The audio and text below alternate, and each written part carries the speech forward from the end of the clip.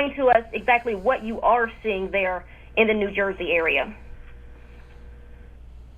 Actually, we're in southern New Jersey in a small community called Mays Landing, about 15 miles from Atlantic City.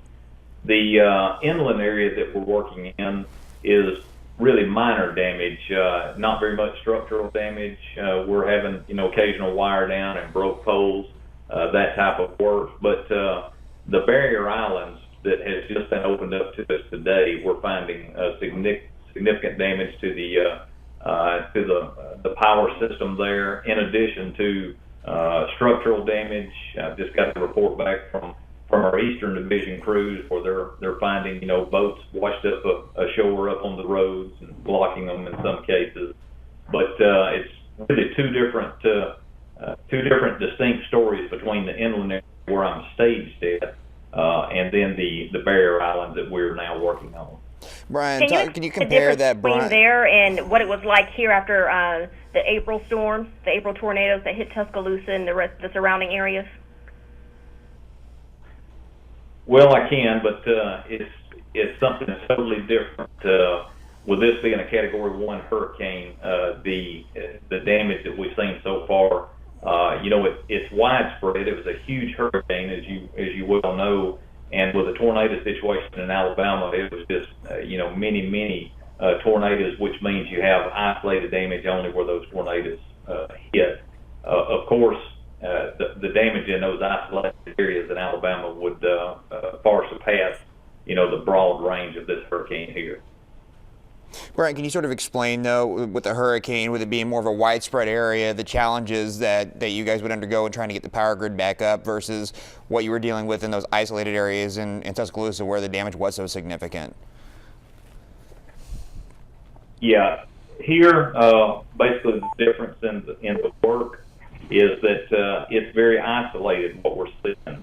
So you'll have a broke pole, in one block, and you may go, a mile on a feeder, a distribution feeder out of our substations before you actually have another broken pole. Where in Tuscaloosa, on the April 27th event, wherever the tornado was on the ground, you could count on that every bit of our distribution system would have to be rebuilt that it crossed.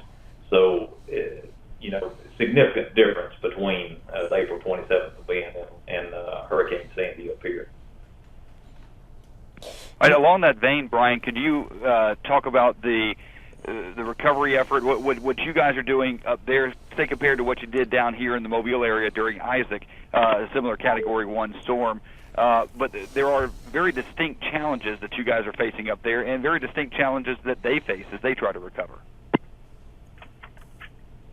Well, that's true, and what we're finding up here too is that the people in South New Jersey, they're definitely not accustomed to hurricanes. It's probably been quite a while since they've had one of significant nature to hit up here. So I think the general population as a whole is just not as prepared.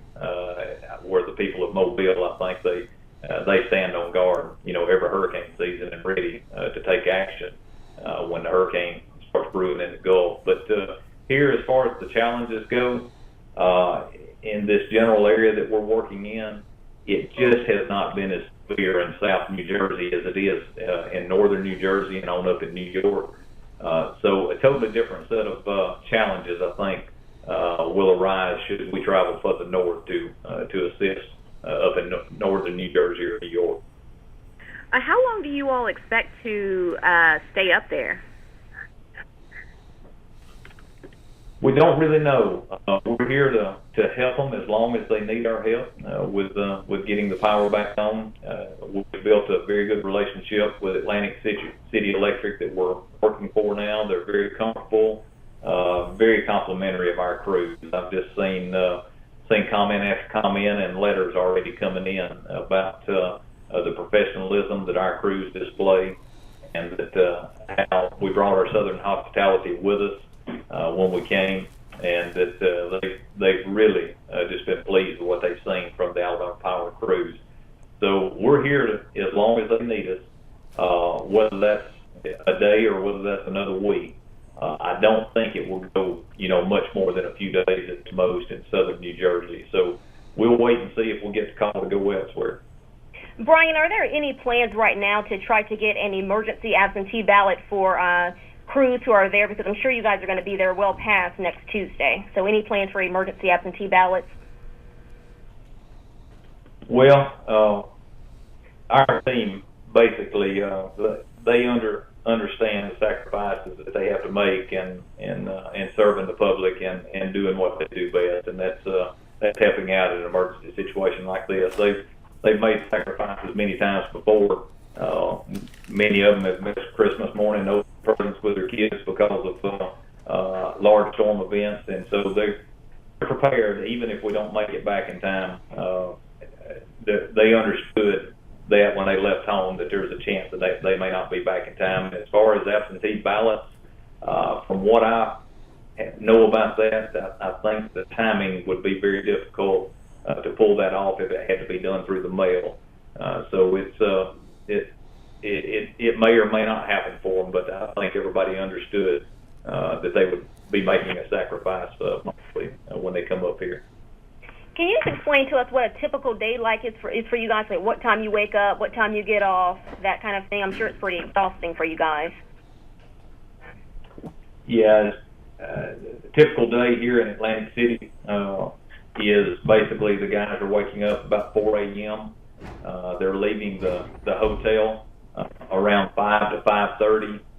They're having breakfast every morning here at the staging area between 5:30 and 6:30, and they'll have their job safety briefings. They'll cover the work that has been assigned to them here in our staging area, and then our convoy of trucks will move out to the various areas that we're actually assigned to work in. They will carry a box lunch with them from the staging area and eat it on site wherever the work is, and then they're rolling back in at night somewhere in the 7 to 8 o'clock range, and then after they eat dinner, they'll go back to the hotel. So in general, they're working about 16-hour days. Sometimes, if you have a specific area that you're trying to get back on, they won't leave the customers in the dark if they can pick them up. So they'll work hard to try to restore power to everybody that they've been working on, and not leave them to come back in. So in general, though, about a 16-hour day. Has the weather proved to be any kind of a challenge for you out there? I'm sorry, repeat that, please. Brian, I was asking about the weather. Have you guys been challenged by that at all? Did you guys have I guess appropriate clothing? I know you're not dealing with the snowstorms that they have in West Virginia, but still, you are further north. I'm guessing the temperatures would be a factor.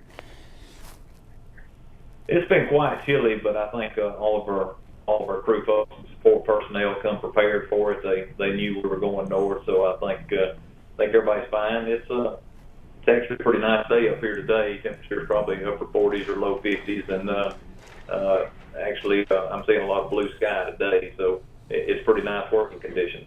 Excellent. Brian, out of all the customers that you've helped restore power for, is there one person that stood out that's extremely appreciative, just a story that you can tell us really quick? Yeah, well, one that I'd probably like to share with you, we didn't actually restore power to them. It was a local restaurant. This power was actually on, but we were just down the street from their restaurant restoring power, and they actually sought our crews out and came down there and opened up the restaurant and started providing coffee for all of our crews, and our crew personnel just went on and on about how appreciative they were of Alabama Power driving such a long way and coming up here to help out the people of southern New Jersey. So that was one that I think really just stuck in my mind. And another one had mentioned to me that they passed out hot chocolate. And this person, I don't have a name, not even exactly sure where it was, talked about she had volunteered after Hurricane Katrina down in New Orleans. She had felt the calling to go down and assist the people of New Orleans, and she was just so appreciative of us coming up here to help out the people of New Jersey. Brian, do you have access to any social media or anything like that? If anybody on your crew is sharing any kind of pictures or tweets from what you guys are out there doing? We have not so far. We've just been so involved with the service restoration process. We have just not taken time to try to do any tweaks. Okay. And Brian, I know you said that the damage is pretty widespread, but about what's the radius or the mileage? How many miles, I guess, would you say that? How big is the area is that your crew is working in right now? I mean, how many miles or how many blocks are you all specifically assigned to? Yeah, good question. I don't know that I have a good answer for you, but what I can tell you is that Atlantic City Electric has basically got their entire service territory divided in half, and we basically are covering half of Atlantic City Electric's service territory, and it is the easternmost side, which is the coastal area of their territory. Now, we're not the only ones working that area. There's other utilities that are located here at the staging area with us, but we make up more than half of this staging area. Brian, what seems to be so? And I know it may be a little late in the game to ask this, but I don't know. You sound like you're a little far away. You're breaking up a little bit. I don't know if you can pick up the receiver or move a little bit closer. I know we're a good 3/4 of the way through, but. Okay, is this any better? A little bit. Don't worry about it, Brian. We'll deal. We'll deal. Brian, what seems to be the morale among residents up there that you run into? Do people seem defeated by the storm, or are they more hopeful? How are people coming together to make it through this disaster?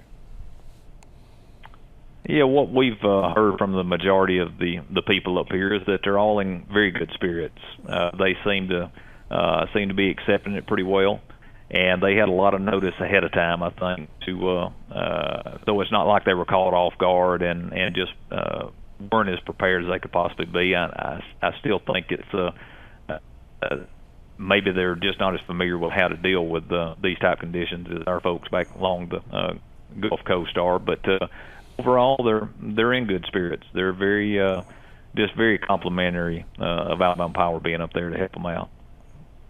Hey, can you tell? You may not be the right guy to ask this question. Do you know how many people Alabama Power has on the ground right now up there? The total. Well, for Atlantic City Electric, the majority of them are in my storm team, which we have 370 people here. I don't know that anyone else is on the ground yet, but we do have additional resources coming. My storm team is what we call distribution crews. We also have the Highline crews, which are transmission crews that will be coming in tonight, who I think spent the night last night in Concourse, North Carolina, and then are driving the remainder of the way here, and should be here sometime tonight. So it'll end up pushing it probably in the neighborhood of 450 employees, something like that.